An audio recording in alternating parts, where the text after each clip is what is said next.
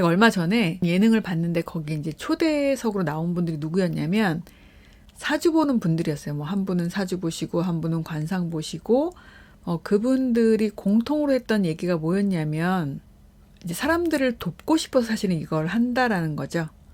그리고 사주를 보면 해석을 하는 게 있잖아요. 그런데 상대가 더 상처받지 않을 수 있도록, 상대에게 이해될 수 있도록 그 사람의 상태에 맞게 해석을 해준다는 겁니다. 그러니까 그 사람이 의지도 있고 에너지가 있으면 더 있는 그대로 얘기를 해주고, 이 사람이 에너지도 좀 약하고 마음도 여리고 이런 사람이면 좀 더 격려하는 방향으로 얘기를 해준다고 하시더라고요. 이제 어떤 남자분이, 이분이 일이 너무 안 풀리고 뭐 가정부터 해서 제대로 되는 게 아무것도 없고 그런 시간이 되게 오래 지속이 된 거죠. 그러다 보니까 나 이제 더 이상 살고 싶지 않다라고 생각하면서 길을 걷고 있는데 앞에 사주라고 간판을 본 거죠. 그래서 내가 저기 들어가서까지 사주풀이가 나에게 안 좋다고 하면 진짜 그만둬야 되겠다라고 생각하고 들어갔는데, 이분이 제가 아까 말씀드린 대로 되게 좋은 방향으로 해석을 해준 거죠. 그래서 이 사람이 난 더 살아야 되겠구나 라고 생각을 하고 굉장히 건강해지셨는데, 그 사주풀이 한 분이 뭐라고 했냐면 사주가 되게 안 좋았다는 거예요. 앞으로도 최소한 5년 동안은 좀 좋지 않은 일들이 계속 있다. 그런데 그 이후에는 좋다라는 거죠. 근데 이 사람을 딱 보니까 안 좋은 상태가 느껴져서 당신은 5년 동안 안 좋을 겁니다라고 얘기를 하면 이 사람이 절망할 게 너무 보였다는 거죠. 그래서 5년 동안을 있는 그대로 얘기하지 않고 그 부분이 이렇게 안 좋아 보일 수 있지만 좋은 일이고 라고 해석을 해줬다는 겁니다. 뭐 어떤 분들은 애니어그램이나 MBTI 뭐 그거 진짜 무슨 그 사람 그걸로 성격을 아냐 막 이렇게 폄하하는 분도 계시고, 우리가 사주나 이런 거에 대해서도 그렇게 얘기하는 분들도 많잖아요.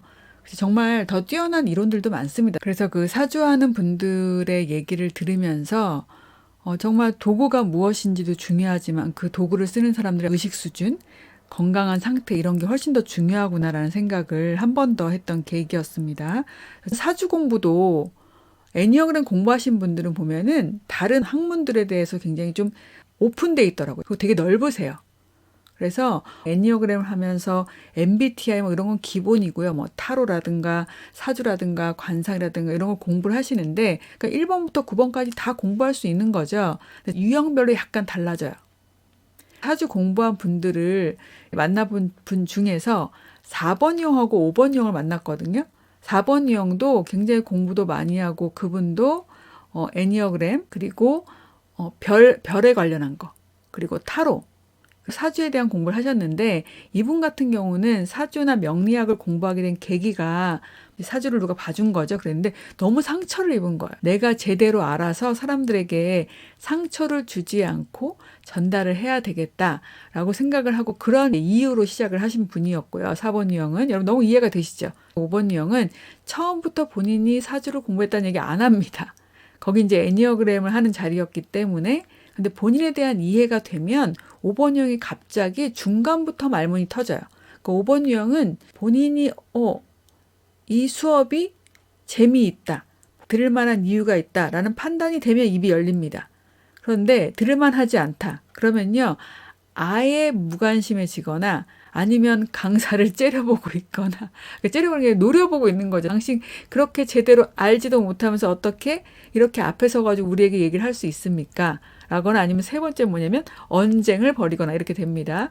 그런데 이제 그분이 중간에 갑자기 말문이 터지신 거예요. 그러면서 본인이 사주를 공부를 했대요. 5번 유형이 공부했으니까 얼마나 제대로 공부를 했겠어요. 그래서 그거를 노트로 정말 엄청나게 정리를 해놨다는 겁니다. 그럼 제가 질문했겠죠. 그래서 그 노트는 어디 있습니까? 그랬더니 다 갖다 버렸다는 거예요. 제가 너무 놀래가지고, 아니 그렇게 힘들게 다른 유형들은 하기도 어려운 그 정리를 했는데 왜 그걸 갖다 버리셨어요? 라고 했더니 이제 본인이 한두 명한테 해줘봤겠죠. 그때 사람들이 너무나 많이 본인에게 해달라고 하는 거죠. 입소문이 난 겁니다. 그런데 그 5번 유형이 뭐라고 하냐면 그게 귀찮았대요. 자기에게 자꾸만 뭐 물어보고, 근데 또 누군가 사주를 봐주세요라고 봐주기를 했잖아요. 그러면 이분이 대충대충 못 보는 거죠. 그러니까 몇 날 밤을 해야 되니까 너무나 에너지가 쓰이고, 두 번째는 사주를 풀이를 하다 보면 그 사람의 인생사를 듣게 되죠. 그게 너무 부담스러웠대요. 아니 그 사람이 뭐 어때 감정 코드 유형이 그럼 뭐 앞에서 울지 그러면 본인이 어떻게 해야 될지도 모르고 나는 그냥 사주만 풀이해주러 왔는데 이 사람이 너무나 많은 부분을 기대하고 이제 상담까지 들어가야 되잖아요. 그죠?